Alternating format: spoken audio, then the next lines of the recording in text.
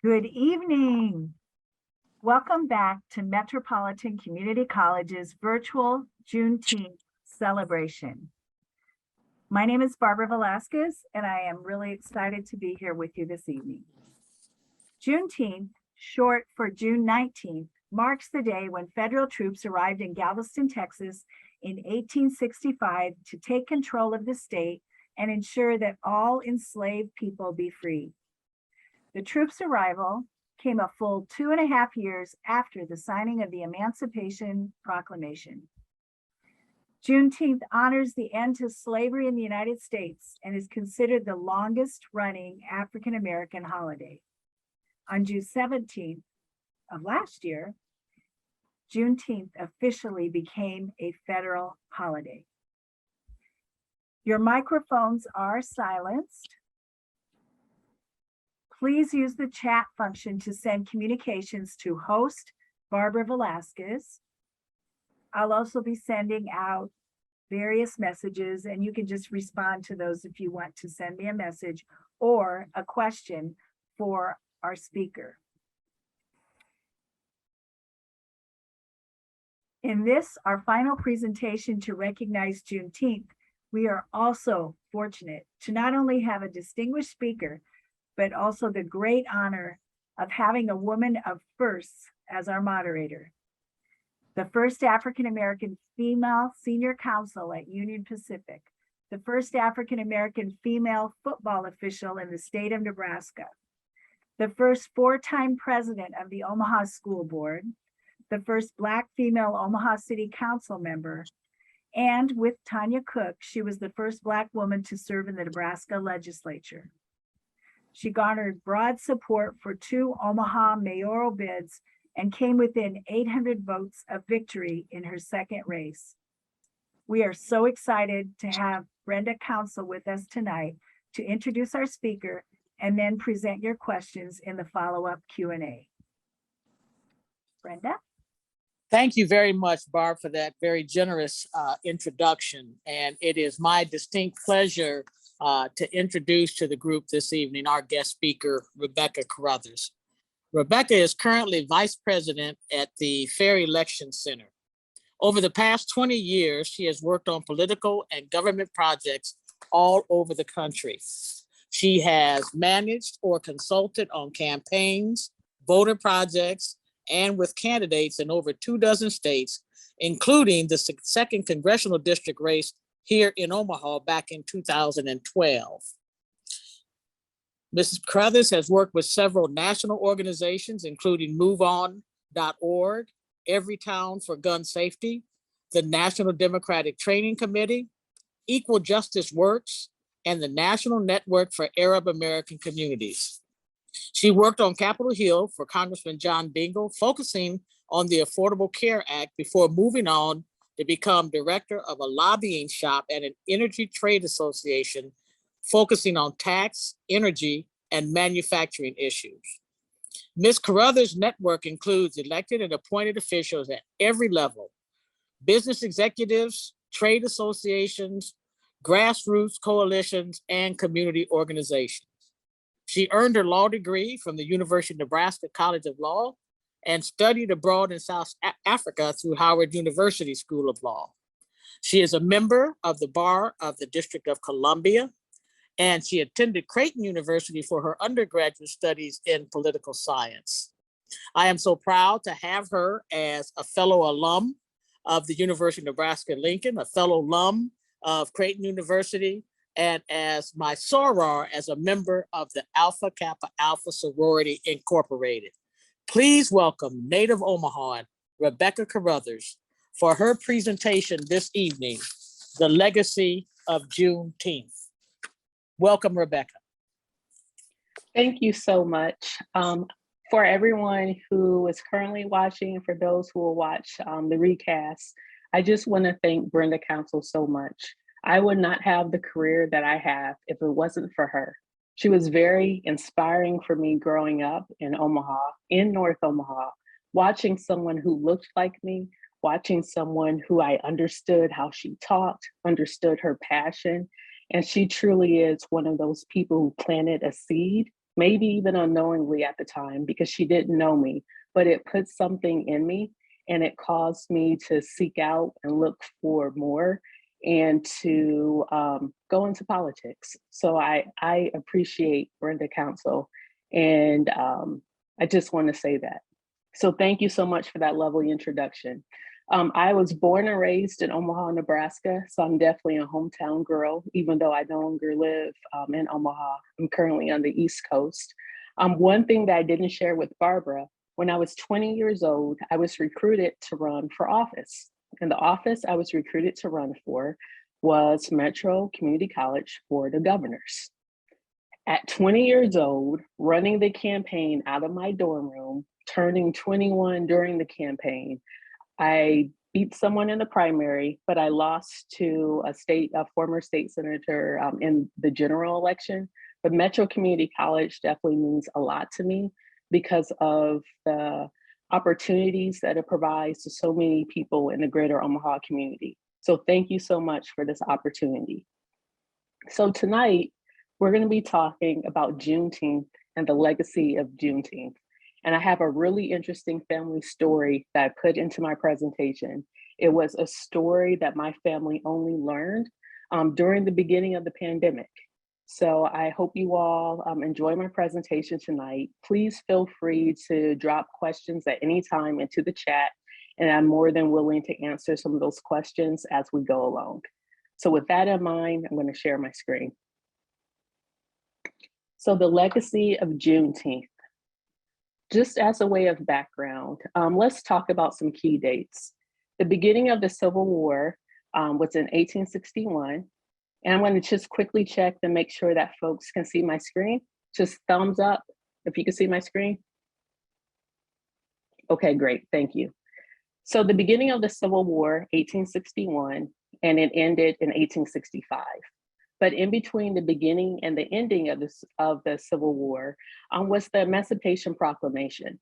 A lot of people think that the Emancipation Proclamation freed the slaves. That's not remotely true. What happened with the Emancipation Proclamation, it said that all persons held as slaves within the rebellious states are free. So what does that mean? What it meant was for those who were enslaved in the Confederacy states, the federal government of the United States were now recognizing them as free. Why did the US do that? The US did that at the time for a competitive advantage in the war against the Confederacy. So it was a tactic. Something else that I want us to note as I go into the presentation, that Juneteenth happened June 19th, 1865. It happened about 2 months at the end of the Civil War, and specifically, freed enslaved persons in the District of Texas were told that they were free. And we're going to get into that in some more detail. But one thing that I really want to point out for folks tonight is that it was really the 13th Amendment that brought the end of chattel slavery in the United States. And I have an asterisk here, and I'll explain why. So the 13th Amendment was passed at the beginning of 1865 by Congress, but it was ratified, meaning that it had to pass so many states in order to become law. This happened at the end of 1865. The reason why I've abolished with an asterisk is a careful reading of the 13th Amendment still allows for slavery, but allows for slavery with mass incarcerated persons. So I just want to put that out there. For more information on that, I encourage you to go over to Netflix and to look at the documentary 13th by Ava DuVernay, where she goes into great painstakingly detail talking about the 13th Amendment. So let's talk about Texas and the Confederacy. And the reason why we're highlighting Texas is because General Order 3 was read specifically for those enslaved in Texas. So looking at this map, you can see the map of the Confederacy within the contiguous United States. On the western side was Texas, on the eastern side was Virginia. If you notice Missouri, Kentucky, West Virginia, Maryland, and Delaware, those are referred to as the border states. Technically, those were states that were part of the Union. However, these states still had slaves. So Missouri was in the Union, held slaves. Kentucky was in the Union, held slaves. West Virginia, Maryland, Delaware were all Union states, but they were still slave-holding states. So when we go back to the Emancipation Proclamation, one thing that I pointed out to folks is that only those who were enslaved in the rebellious states and the Confederacy states, only those enslaved persons were proclaimed or recognized to be free. So I just want to point that out there because it's one of those things that we skirt over in the history of the Civil War, and we skirt over as we think about what chattel slavery was like in the United States. I think it's very important for tonight's presentation. So as you can see geographically, Texas was largely isolated from many of the key battles during the Civil War, in part because where Texas is located within the Confederacy. So at the time, 180,000 enslaved people were recorded, were on record as being held in Texas. However, Louisiana and Mississippi slaveholders in those two states began to move tens of thousands of their property, because remember at this time, those who were enslaved weren't viewed as human beings, but they were chattel, they were property. So slaveholders in Louisiana and Mississippi moved their property, their contraband, across state lines to Texas to hide them as Union soldiers advanced across the South.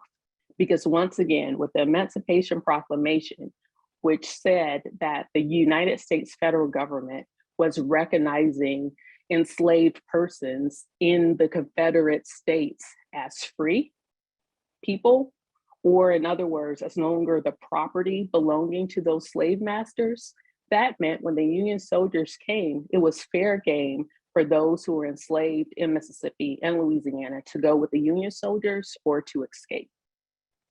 And so that's when you start to see the quote unquote contraband being moved into Texas. So let's get into the General Order Number 3. June 19th, 1865. So Major General Gordon Granger was given command of the District of Texas at the end of the Civil War. The command was headquartered in Galveston. So a lot of times when we think about Juneteenth, we think about it as a celebration of Galveston, or it was freeing those who were enslaved in Galveston. But historical accuracy is Galveston was the headquarters for the District of Texas. So your commander goes to the headquarters of your district to read the military order. So the particular military order that Granger was assigned to read was General Order Number 3. So on June 19th, now known as Juneteenth, 1865, Granger read the General Order Number 3 to the people who were gathered. The text of the order was circulated and reprinted in news publications in Texas, and eventually it was reprinted in publications across the country. I believe at the time, in July, the New York Times even reprinted General Order Number 3. Now, exactly what was in General Order Number 3? I'm going to read it for everyone here, and then we're going to highlight a few of the key words to talk about what General Order 3 actually meant. The people of Texas are informed that in accordance with a proclamation from the Executive of the United States, all slaves are free. This involves an absolute equality of personal rights and rights of property between former masters and slaves, and the connection heretofore, here comes a fancy word, existing between them becomes that between employer and hired labor. The freedmen are advised to remain quietly at their present homes and work for wages. They are informed that they will not be allowed to collect at military posts and that they will not be supported in idleness, either there or elsewhere. As you can see, there are some keywords that I highlighted in green. The first is all slaves are free, which is very important. That was the headline of General Order number 3. The next set of highlighted words are remain quietly at their present homes and work. Now remember, these are enslaved people. Their present homes are at the homes of their slave masters, are at their plantations. So the next part is also startling. They will not be supported. And so here, even though there was freedom that was granted in General Order number 3, they were also advised by the same government that they needed to stay quiet, not cause a ruckus, and they needed to stay at their present home of their slave masters to work. What's interesting with General Order number 3, there is no definition of what wages should be. There is no enforcement of wages, but these people are told, hey, you're free, but you need to stay where you're at and continue to work. And finally, you will not be supported by the federal government. There will be no reparations. There won't be any assistance. There won't be a path of going from being owned to now being quote unquote free. And I think that's very important here because it's something we have to think through, and it's even something that we have to reconcile as we start to think about these well over 200,000 people in the District of Texas who are being told, hey, you're free, but you have to stay where you currently are. One thing to point out with what was going on at the time, some historians say that, June, summer in Texas is still in the middle of your agricultural season. After all, at the time, the country was largely agrarian, meaning farmland, producing food, producing crops. That was the way of life. So some historians will say here that the former enslaved were encouraged to stay with their slave masters or their former slave masters in order to get through the harvest season. So I just wanted to point out the actual language here as we think through the historical context of Juneteenth. So here you see this person. And so I mentioned at the top of the presentation that I was weaving in some personal family history that we figured out at the beginning of the pandemic. So this is all new information the last 2 years that my family, my immediate family, has in a way rediscovered. So Henry Pap Caruthers. As you can see, Caruthers is spelled slightly different than how I spell Caruthers. I spell Caruthers with 1 R. When my grandfather, my paternal grandfather, migrated north from the South to Nebraska, when he registered with the Civil Service, they actually changed the spelling of his last name. So as you can imagine, with doing family history, sometimes that can make it tricky, especially combing through census and to figure out exactly, family history. So what's really interesting about my particular family history is that we knew that part of our family ended slavery in Texas. We just didn't have enough information. And so through using the platform of ancestry.com, we were able to find records and we were able to find other family members who were also uploading information. So in that, this is how I discovered that my great-great-great-great-grandfather, Henry Pap Caruthers. So when I first came across this photo, I was very intrigued because it wasn't common to have photos from people back in the 1800s. It was oftentimes a luxury, or it indicated that there was something special about this person, something that wasn't ordinary. So that caused us to ask more questions. So this is what we discovered about Pap Caruthers. He was born in either 1806 or 1807. He was last sold in Rutherford County, Tennessee in 1847, and he was brought by by the person who purchased him in 1847 to Texas, specifically to Navarro County, Texas, which is in central Texas. What's interesting, during this discovery, we actually found a copy of the bill of sale. So we were actually able to find his bill of sale from 1847. So Henry Pap Caruthers was freed because of General Order Number 3. He had to, as far as we know, he had to finish through the harvest season before he was allowed to go on with his life. He went on to found a town. So he founded a town, and that's part of the reason why he was someone who wasn't quite ordinary and who had a photo during the mid to late 1800s.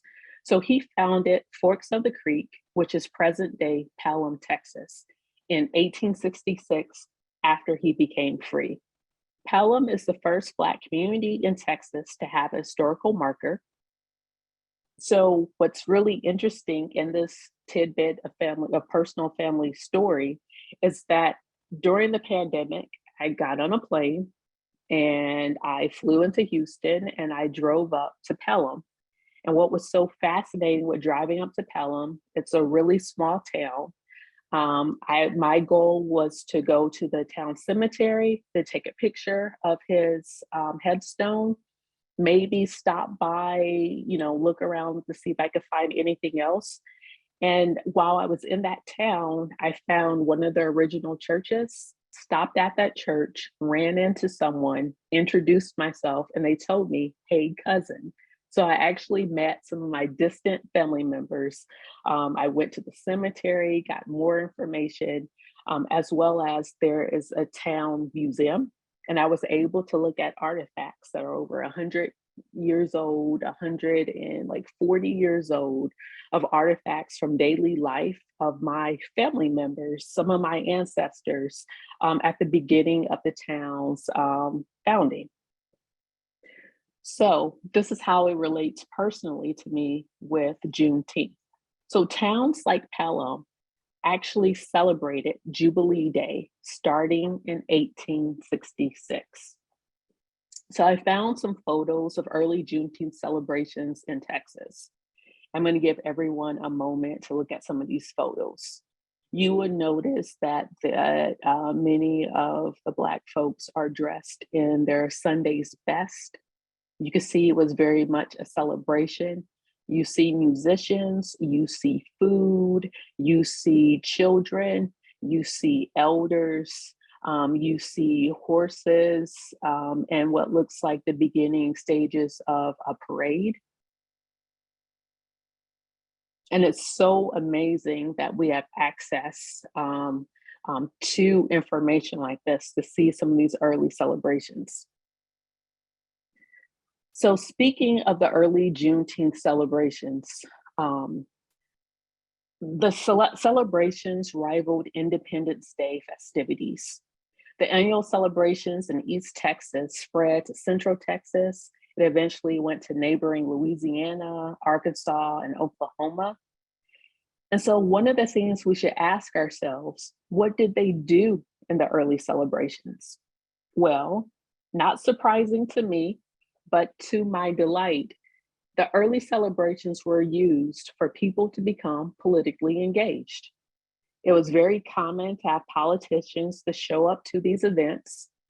Debates were held on the issues of the day, and where people would get up and they would have their debate, and they would have oratorical contests where they were really getting into what was going on and what was impacting Black communities.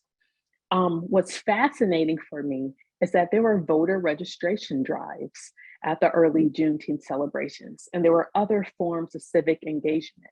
After all, if you are now going from being viewed as property to now being viewed as a full human and to be viewed as a citizen, one of the things that you do to become engaged is to become civically engaged. That's one of the ways of how you develop full citizenship in this country. And it was no different for those who were formerly enslaved.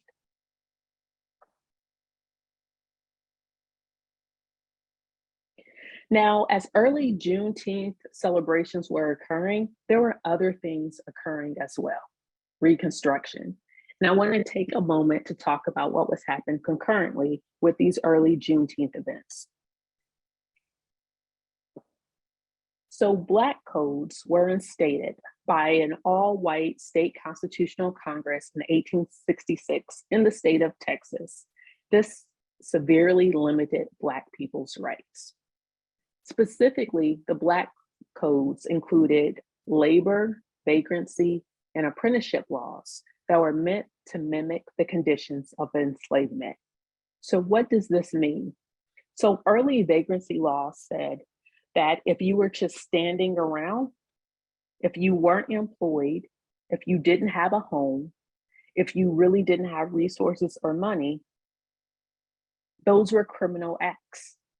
So one thing that I want folks to ask themselves, if you were enslaved, and if now you are free, trying to figure out what the concept of freedom is, if you're advised by those who freed you to stay on the land of where your slave master resides, you're now trying to figure out what to do next, right? So you don't have a home, you don't have money, you don't have an education because it was largely illegal to educate the former enslaved. And if you're just now walking and leaving the plantation you were on to then go somewhere else to start a new life, by law, you're a vagrant. So now vagrancy criminalized the normal day-to-day actions that any person would take in order to build a life. And so these new Black codes were designed to mimic the conditions of enslavement. So labor meant you had to quote unquote have a job. So if your previous employee was working for someone in bondage, then now this kind of pushes you back to doing that same type of work for someone else rather than striking out on your own. You don't have money to buy land, so it's not like you can till your own land and grow crops on your own land. You don't have a home because your home was slave quarters. So now what do you do? So one of the other things that was occurring is the Ku Klux Klan showed up by 1868 in Texas, and its members intimidated and assaulted the freed people. And this was usually done to reduce Black political participation. And we'll talk about more why reducing Black political participation was so important for those who were against the newly freed Blacks. Many freed Blacks were forced to sign sharecropping contracts with their former owners, while others were incarcerated at rapid rates.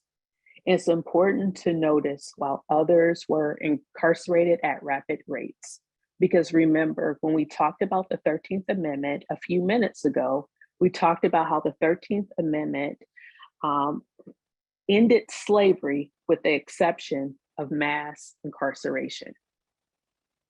And then understanding the Black codes, which now made many quote unquote normal things criminal, which was now a pretext for these newly freed Blacks to either be forced to become sharecroppers or to be thrown in prison. So let's continue with early Juneteenth with the backdrop of Reconstruction. So during this period, 9 Black delegates were elected to the Texas State Constitutional Convention in 1868. We're going to talk about 2 of those people. One person is George T. Ruby, a former Freedmen Bureau's agent, originally from New York. He became a particularly prominent voice in Texas politics and he actually served in the Texas legislature 1870 to 1874. We also had Matthew Gaines. He was formerly enslaved in Texas. He was also a Baptist minister who served as a state senator from the 16th district in the Texas legislature during Reconstruction. However, both Gaines and Ruby advocated for the rights of the newly freed people during their tenures in office, but both were forced to relinquish their seats after the Texas Democrats, the party then ruled by former slave owners, regained political power. So Reconstruction in Texas officially ended with the inauguration of Democratic Governor Richard Polk in 1874, and the brief political engagement of Texas Blacks was severely curtailed until the mid-20th century.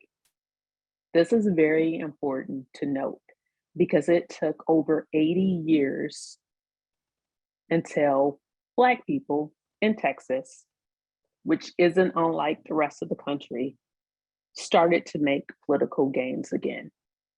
And so one of the questions I want people to ask themselves is, what happened? What caused that? So one of the things that caused that was violence, racial violence, the rise of the Ku Klux Klan, as well as in the South, there were Christian councils, which were also similar to the Ku Klux Klan, shared membership, but there were often night terrors in the night, targeting Black communities to force Black communities to go into hiding, keep their heads down, and not be politically engaged.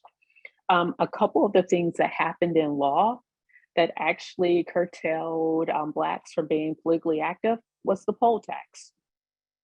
So the poll tax didn't end federally until 1964 with the passage of the 24th Amendment.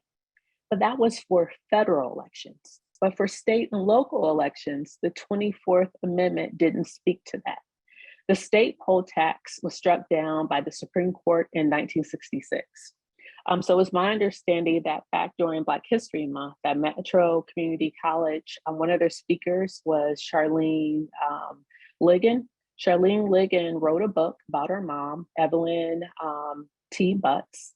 Evelyn T. Butts was one of the plaintiffs in the landmark poll tax that actually went to the Supreme Court and got rid of the state poll tax. So the state poll tax was for state and local elections. I believe Charlene Ligon's book is called, oh gosh, I can't remember the name of it right now. If someone could drop it in the chat for folks, and I'll mention, I know I have her book on my bookshelf right behind me. But if someone drops in the chat, I'll mention her book later because it's really great information on what it took to get rid of the poll tax. The other thing that made it harder for Blacks in Texas to have political power is that the primaries were whites only. Only white Texans could vote in political primaries. This wasn't struck down until 1944 by the US Supreme Court. So there were both legal barriers, and then there were fear of violence, which curtailed Black folks in Texas from being politically engaged. So let's talk about how this impacts Juneteenth. So here we start to see a decline of Juneteenth in the early 1900s. So Juneteenth celebrations became less common. And there are different reasons why. Some historians have suggested that they become less common. Thank you, Barbara. Fearless, how a poor Virginia seamstress took on Jim Crow, beat the poll tax, and changed her city forever. Yes, that's the book that Charlene Ligon wrote that talked about the decline, the ending of the poll tax for state and local elections. Thank you. So Juneteenth celebrations became less common in the early 1900s. Historians have mused a couple of reasons why, so we'll talk through some of those reasons. Black children were sent to school rather than being taught at home. So this meant that they were reliant on history books. Most history books at the time, even some of the history books when I grew up in the 80s and 90s, failed to mention June 19th, 1865. Another reason for the decline of Juneteenth is that Blacks started to move from the countryside to cities. This is also known as the Great Migration. There's several great books that discuss the Great Migration, including, I believe, The Warmth of Other Suns. That's a book that Brenda Council recommended to me some years ago. So Blacks started to move to cities, and new employers were unlikely to grant them the day off. Also, racial segregation laws limited areas in the cities, like parks, where Blacks could host large-scale events. And then finally, the Red Summer of 1919 and the rise of anti-Black riots. There is a strong Omaha connection here that we're going to get into regarding the Red Summer of 1919. So Juneteenth and the Red Summer. The Red Summer is the period from winter to early fall of 1919, during which anti-Black riots by white supremacists brutalized more than 36 cities across the United States, including Omaha. So the photo that's shown here is outside of the then Douglas County courthouse in September of 2019, where Willie Brown was brutally dragged through the streets. He was hung.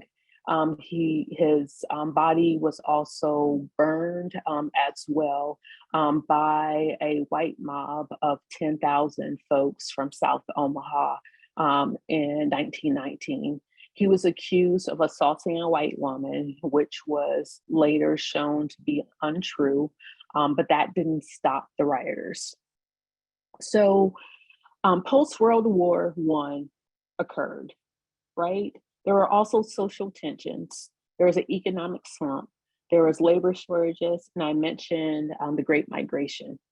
The US Senate Committee on the Judiciary held an investigation looking into the Red Summer. Like I said, it's documented of over 36 cities across the country where there was tremendous violence against Black people, Black communities by white supremacists. For more information, at the time, there were contemporaneous writings from many notables like James Weldon Johnson, Dr. George Edmund Haynes, A. Philip Randolph, and W.E.B. Du Bois. They documented the riots, as well as a lot of our historical Black newspapers documented the riots, as well as the rise of lynchings at the time. So it isn't surprising that Juneteenth celebrations largely started to disappear. In other words, it wasn't safe. So let's talk about Juneteenth in the backdrop of the Civil Rights Movement. So in the Civil Rights Movement, the Civil Rights era of the 1960s sparked renewed interest in the history of Blacks in Texas. By the late 1960s, Juneteenth started to be celebrated in annual gatherings in other parts of the country. So before, Juneteenth was largely a regional holiday that was celebrated in Texas, as well as the states surrounding Texas. But during the start of the Black Pride movement is when you start to see Blacks across the country celebrating Juneteenth. There's a couple reasons for this. One, I call it a Sankofa moment of where Black protesters believe they were following in their ancestors' footsteps by fighting for their rights. But two, when we think of the Great Migration patterns to northern cities, you now have people who've come from the region of Texas, Arkansas, Louisiana, who are familiar with Juneteenth, who now live in other cities and brought some of those traditions with them.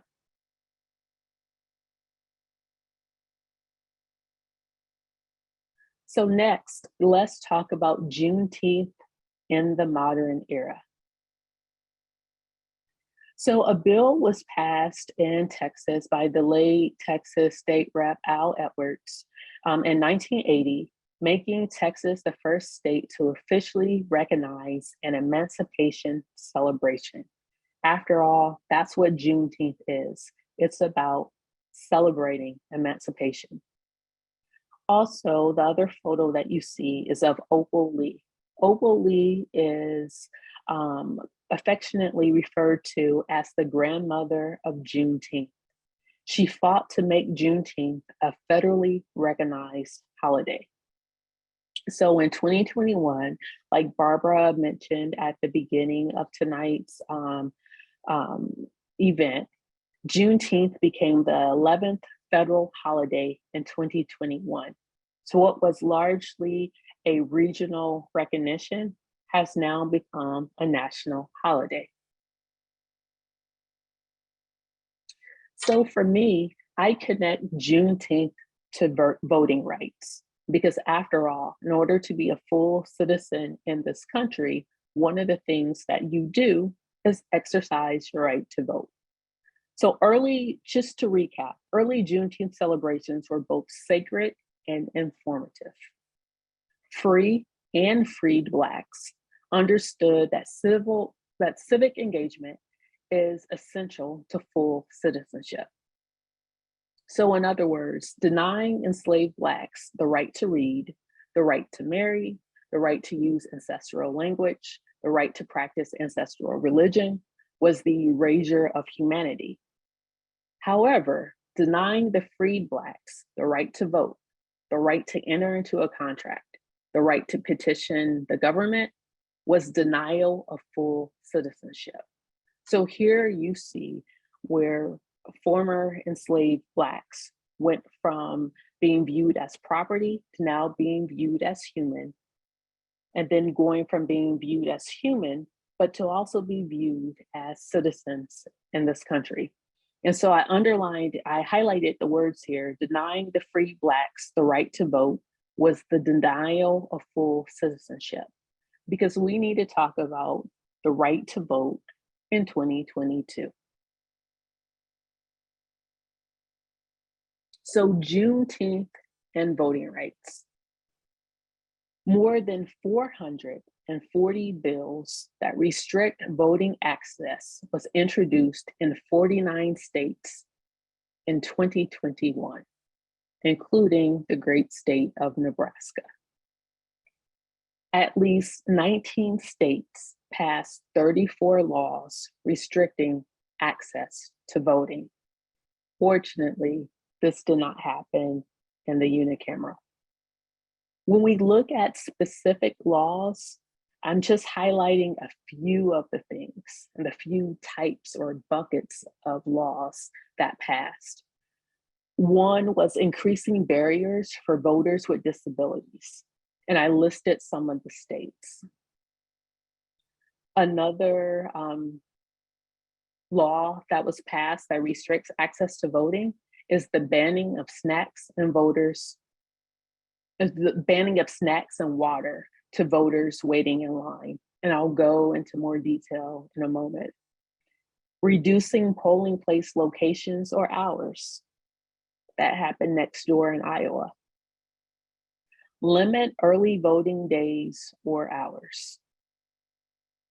Now, the reason why I highlighted banning snacks and water to voters waiting in line, if you're reducing the window of time in which someone can vote, if you are reducing the ways in which people can vote, if you're reducing the number of precincts of where people can vote, what happens is you start to see longer lines. Across this country, one thing that we have observed, precincts with the longest lines tend to be in racially minority communities.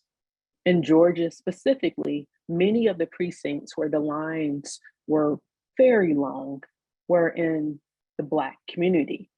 And so in 2020, I'm sure many of us saw videos and pictures of a lot of our elders standing in line for 8, 9, 10, 11, 12, 13, 14, 15 hours in order to vote. So Georgia is one of those states that now says that it is illegal for you to give someone water while they're standing in line to vote. So imagining someone standing in Georgia for maybe 12 hours to exercise their right to vote, and water or snacks is no longer allowed to be shared with them. Those are just one of the many things that has happened in 2021. The reason why I'm connecting this to Juneteenth and to voting rights is remembering some of the first things that those who were formerly enslaved did was to gather together and to make sure that people were registered to vote, that people had information and knew how to vote, and that people were aware of who was on the ballot in order to have an informed vote. So there is a tension here of seeing the attack on voting rights. Even though Juneteenth became a federal holiday last year, there was criticism.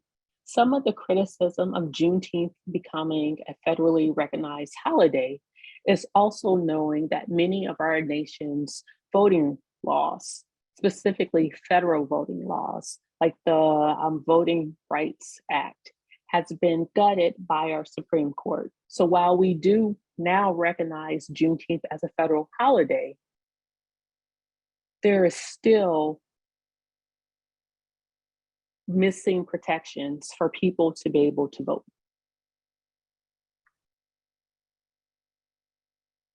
So for me, as I think through of the legacy of Juneteenth, what Juneteenth means to me, for me, what I take and with my family's personal story is the connection to voting rights. I would definitely encourage everyone to reflect on what emancipation means to them, even if you don't have a personal connection to American slavery, or even if you don't have a personal connection to Juneteenth. We all understand the concept of emancipation. So Juneteenth, while we are celebrating the ending of slavery for the enslaved Blacks in Texas, we also need to figure out, what does emancipation mean for us? How can we make our communities better? What are things that we can do to uplift those around us? Because there is a saying that I think a lot of us are familiar with: none of us are free until all of us are free. So Juneteenth is an example of celebration of emancipation, but we also should recognize that there are many people who still don't have some of their full freedoms in our country. So with that, I know there's some questions, so I'll check the chat now to see if we have any particular questions on Juneteenth, if we have particular questions on voting rights. Please don't be shy, drop them in the chat. I'm not sure if we're allowing people to go off mute at this time. I'm not sure. No, good. An amazing presentation, Rebecca. So informative, and to make that linkage and to truly share an appreciation of the legacy of Juneteenth and the relevance of that legacy even today. We greatly appreciate it. There are a couple of, at least one question in the chat, and that is, Iowa shows up on all the examples of laws restricting access to the vote. What can our Iowa neighbors do to fight this loss of access? Well, the biggest thing is getting informed. There were so many laws. First of all, there were so many bills last year that were introduced. In 49 states, over 400 bills. So there are a lot of people who aren't even sure what was passed or what wasn't passed in their state. So I'll encourage people to look up what happened in your state legislature, use your Google. You could put in voting rights and then put your state and figure out what the current laws are in your state around voting, around registering to vote, because it's all public record. Once you see the new rules in your particular state, if your state has passed rules, the next thing is to inform yourself, your neighbors, people around you, so you know what to do in order to be able to exercise your right to vote. Also, there are many voting rights organizations across the country that are fighting to protect the right to vote. So if you believe that you are being blocked from being registered to vote, or if you're being blocked from being able to vote, then there are many organizations to reach out to who can advocate on your behalf and figure out ways to remove some of those barriers. Iowa is a good example, but in Florida, one of the things that happened in Florida, which is amazing, but amazing in a bad way for me, is if you say you live in an apartment building and you have some elderly or neighbors or some folks who have various abilities who might be disabled, if you help 3 of your neighbors with their ballots and turn in their ballots, you can now face a felony conviction if you're helping more than 2 people. And for us to have laws against helping neighbors, that's a problem. Or here's another example, even in this year in 2022, the state of Arizona a legislator introduced a bill that would make a requirement with voter ID that you have to have your weight listed in order to be able to vote. I don't know about you all, but I lie about my weight on my state ID.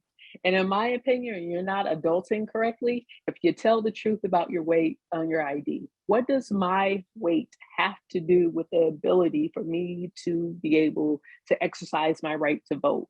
Is there going to be a scale when I go into the booth to vote? And if my weight doesn't match what's on my voter card, does that mean I can't vote? And so it's in this country, we should look for ways for people to become civically engaged, and voting is one of those ways to do it. We should be encouraging people to become civically engaged. We should encourage people to follow what's going on in government. Those are things that we should encourage. Those aren't things that we should restrict. We should want people to be engaged.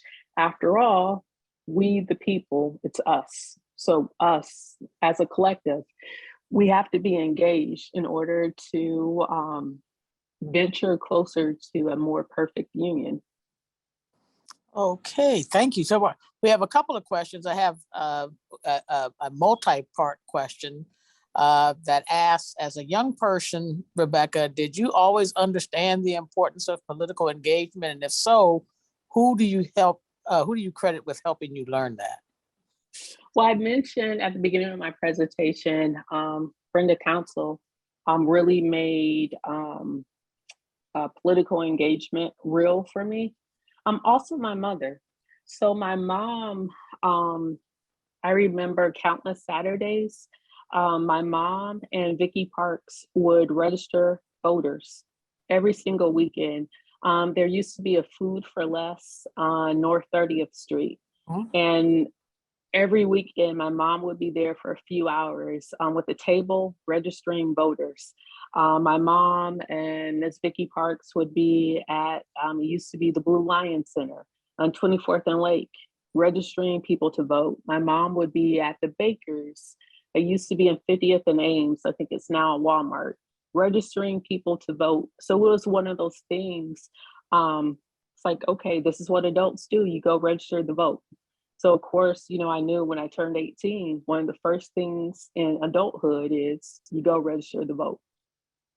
Right. Well, this person also asked a question that's often asked and really frustrating for me, that people ask this question.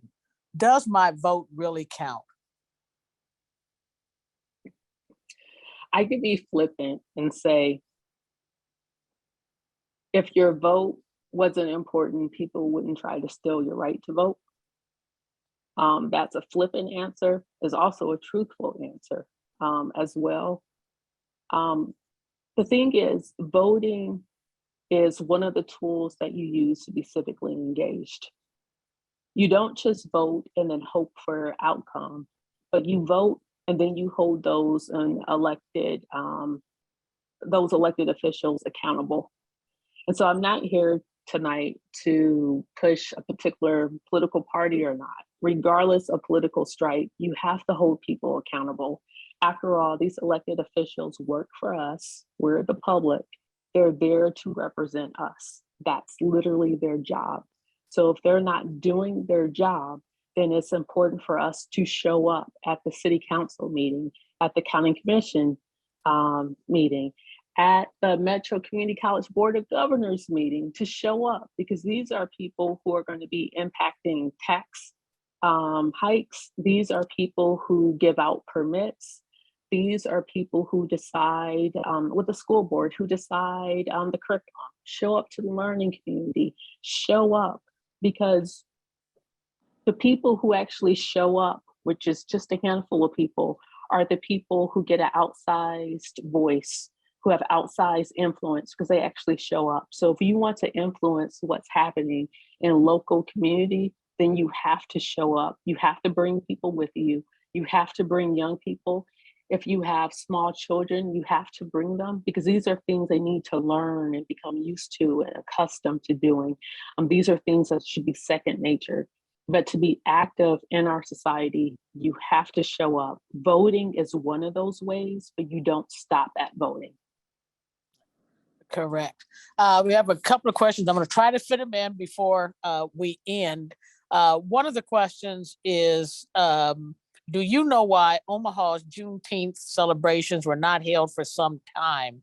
The person understands that the local NAACP is planning a robust celebration this year, but wondered why we experienced a period of time without Juneteenth celebrations locally.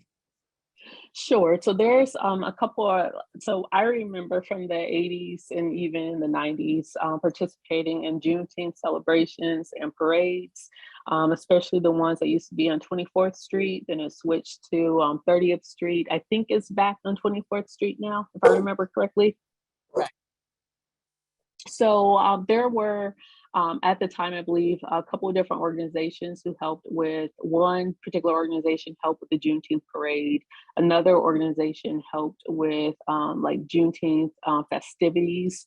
I remember there used to be some Juneteenth festivities connected to the Charles Washington Library branch off of 30th and Ames. So I would say, you know, definitely check in with the Urban League, check in with the NAACP, check in with, I think it's Juneteenth Nebraska Inc. Correct. And just reach out to those people. Because after all, I'm sure all those organizations are looking for volunteers. So if you're interested in volunteering and making sure that Juneteenth in Omaha is robust, then though, you know, the Urban League, NAACP, and probably Empowerment Network as well are great organizations to reach out to and to volunteer, roll up your sleeves and start planning. Yes, and I would just add Juneteenth Nebraska Inc. has been working for over a decade to make sure that the Juneteenth holiday is celebrated. In 2011, they brought to Senator Cook and myself a resolution that we had introduced to recognize the celebration of Juneteenth in Nebraska, to just at that time recognize it as a celebration. But last year, the Nebraska unicameral actually voted to declare it a state holiday. So it is both a state. So I know for the last decade, there's been a robust celebration of Juneteenth. I'm going to try to get this the last question in, and that is, as we consider emancipation, what remnants of slavery do you still see in contemporary society, and what is being done to truly eradicate all forms of slavery? Ooh, that's a loaded question, and I have less than 60 seconds to answer that.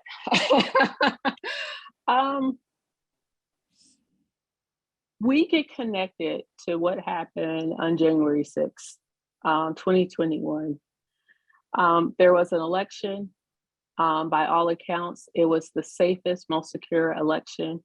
And it also had the most participation in the history of this country. And there were certain elements of our country who weren't happy with the outcome of that election. And so they decided that they were going to physically attack our United States Capitol and to threaten the count to officially ratify the results of that election. And so if you read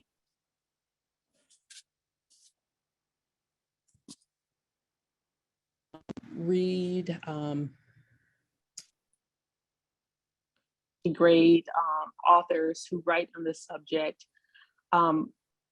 you really have to inform yourself. You really have to, there's some really great authors that you can follow on Twitter. There's some really great books that you can read to understand. I think one of the best books right now is How to Be Anti-Racist. I think that's something that everyone should read, regardless of your creed, your ethnicity, your racial identity. And it teaches us how to undo and unthink some of those ingrained elements of white supremacy and vestiges of slavery that's in everyday American life. So I just want to thank you. This has been a powerful evening of presentation and thoughtful questions for you. I don't know whether we still have time, Barb, for any concluding thoughts that Rebecca might want to share, but I greatly appreciated your last answer to that question. So if you have any final thoughts, please share them with us, and then I'll turn it over to Barbara to conclude the evening. Thank you so much, Rebecca. Thank you, everyone who's here tonight, and thank you for those of you all who are watching on the replay. It's an honor. Omaha is my hometown. It will always be home. So it's always an honor to be able to share and to talk with great people from back home. Okay, thank you so much, Rebecca. I want to also thank Ms. Brenda Council for being with us, and also Dr. Cynthia Gooch Grayson, who could not be with us this evening. Really wanted to thank both of you for your participation. I'd like to make that a public statement.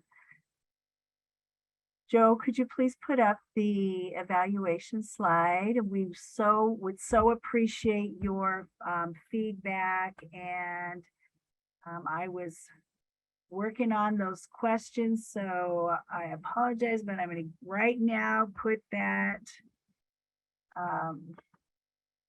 evaluation in the chat. Oops, sent it to just Brenda. That's not good. Here we go. All right.